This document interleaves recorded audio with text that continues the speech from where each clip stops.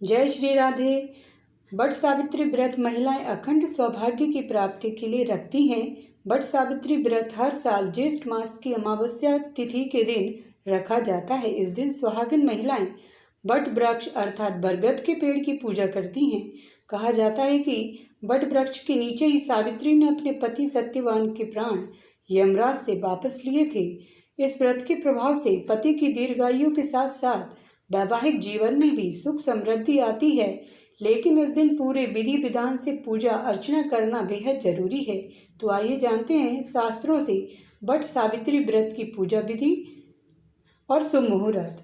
वट सावित्री व्रत ज्येष्ठ मास की अमावस्या तिथि के दिन रखा जाता है। अमावस्या तिथि की शुरुआत 26 मई को सुबह 12:11 से होगी और अमावस्या तिथि का समापन 27 मई को सुबह 8:31 पर होगा। वट सावित्री व्रत पूजा का मुहूर्त ऐसे में 26 मई को वट सावित्री व्रत की पूजा अभिजीत मुहूर्त में करना बेहद शुभ माना जाता है। अभिजीत मुहूर्त में करना बेहद शुभ माना जाता है। सुबह 11:51 से 3 बजे तक शुभ मुहूर्त सबसे शुभ है। इस मुहूर्त में आप वट वृक्ष की पूजा कर सकते हैं। ज्येष्ठ मास की अमावस्या तिथि के दिन प्रातः स्नान कर स्वच्छ वस्त्र धारण करें। इसके बाद व्रत का संकल्प लें और मन में बोलें कि मैं वट सावित्री व्रत पति की दीर्घायु के लिए कर रही हूँ। भगवान मुझ पर और मेरे पति पर अपनी कृपा बनाकर रखें। पूजन के लिए किसी वट वृक्ष के समीप जाएं। यदि संभव ना हो तो घर में गमले में बरगद का छोटा पौधा रखें। घर में छोटा पौधा रखकर भी पूजा कर सकते हैं।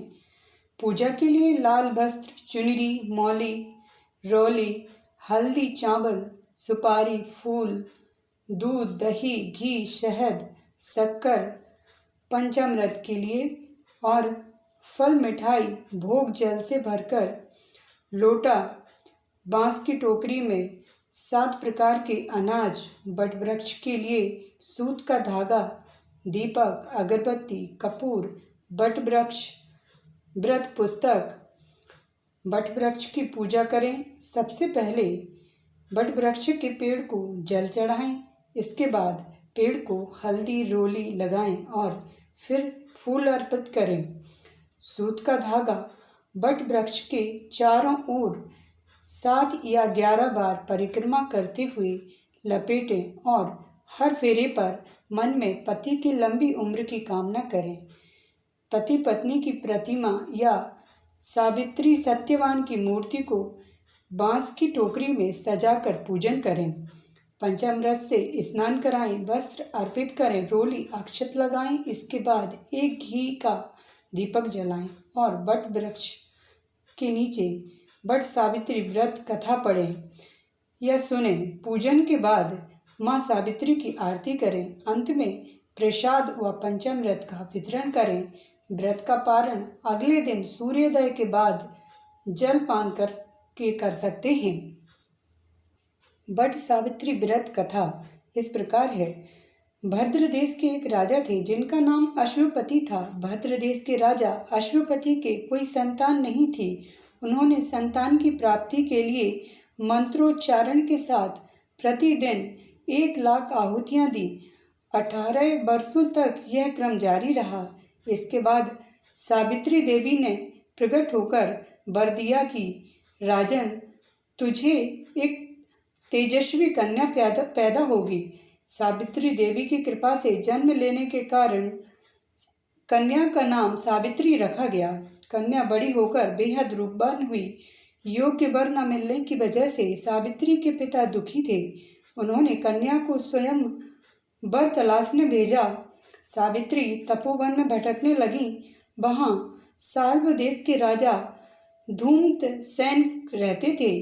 क्योंकि उनका राज्य किसी ने छीन लिया था, उनके पुत्र सत्यवान को देखकर सावित्री ने पति के रूप में उनका वरण किया।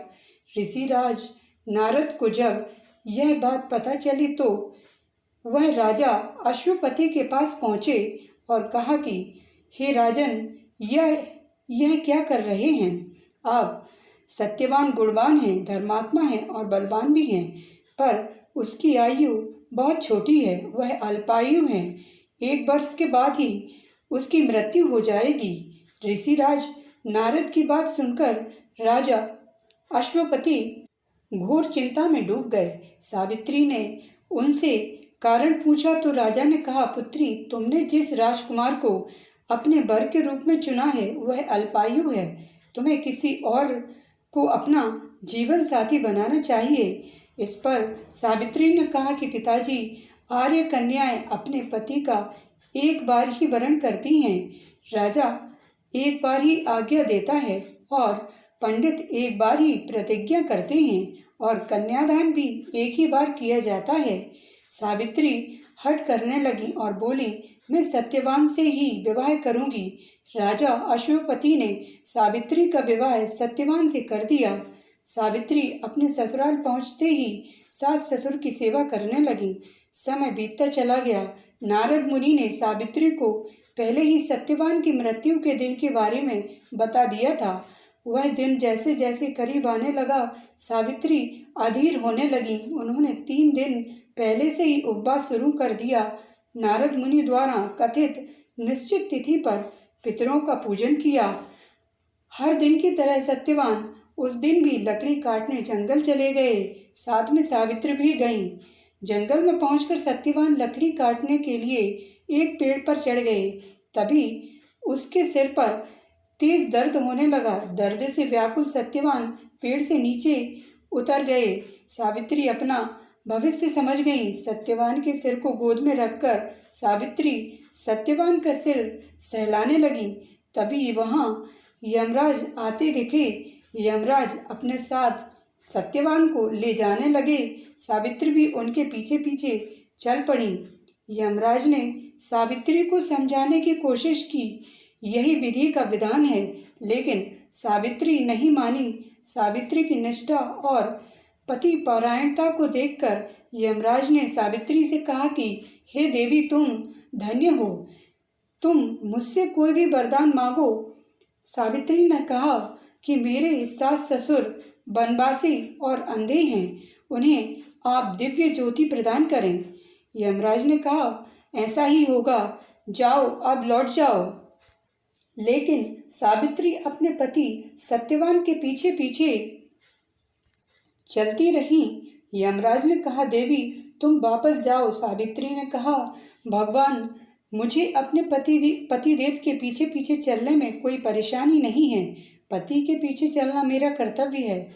यह सुनकर उन्होंने फिर से उसे एक और वर मांगने के लिए कहा। सावित्री बोली, हमारे ससुर का राज्य छिन गया है, उसे पुनः वापस दिला दें। यमराज ने सावित्री को यह वरदान भी दे दिया और कहा, अब तुम लौट जाओ। लेकिन सावित्री पीछे पीछे चलती रही। यमराज ने सावित्री को तीसरा वरदान मांगने को कहा। इस पर सावित्री ने 100 संतानों और सौभाग्य का वरदान मांगा। यमराज ने इसका वरदान भी सावित्री को दे दिया। सावित्री ने यमराज से कहा कि प्रभु, मैं एक पतिव्रता पत्नी हूँ और आपने मुझे पुत्रवती होने का आशीर्वाद दिया है। यह सुनकर यमराज को सत्यवान के प्राण छोड़ने पड़े। यमराज अंतर्ध्यान हो गए और सावित्री उसी बट वृक्ष के पास आ गई जहाँ उसके पति का मृत शरीर पड़ा था।